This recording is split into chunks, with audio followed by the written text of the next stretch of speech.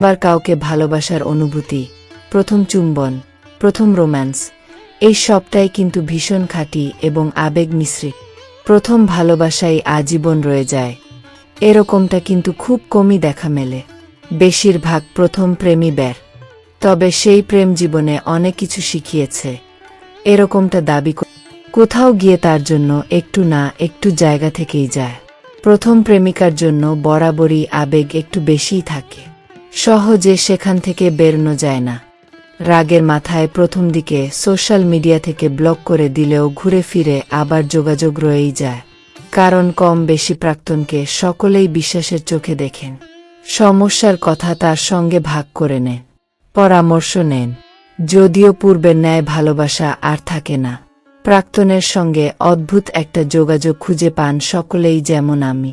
কোথাও গিয়ে যোগাযোগটা বেশ ভালো থেকেই যায়। দেখা হলে কিংবা কথা বললে মনে হয় সব ঠিকই আছে, একদম আগের মতোই। যদিও ও এখন এক ছেলের মা। বেশ কিছু দিন আগে একবার দেখা হলো, যমুনা ফিউচার পার্কে 5 মিনিট কথা হলো। আমার মনে হচ্ছিল আমি যেন আমার স্কুল লাইফে আছি। ও চলে যাওয়ার পর কিছু সময় অনেক খারাপ লাগছিল। পরক্ষণেই ভেসে উঠল তার বেইমানি কথা আর আচার আচরণ। এটা ভেবে বেশি কষ্ট হচ্ছিল। প্রেমে বিচ্ছেদ কয়েক বছর আগে হলেও প্রাক্তন প্রথম ভালোবাসা কিন্তু ঠিক মনে রাখছো। আপনি কি ভালোবাসতেন?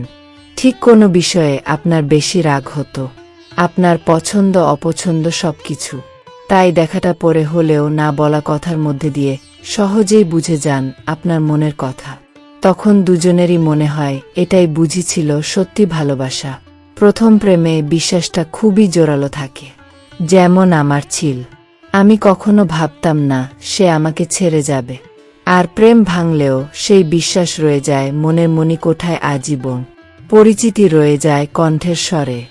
আর তাই মুখ দেখেই বলে দিতে পারি ও আমাকে নিয়ে কি ভাবছে।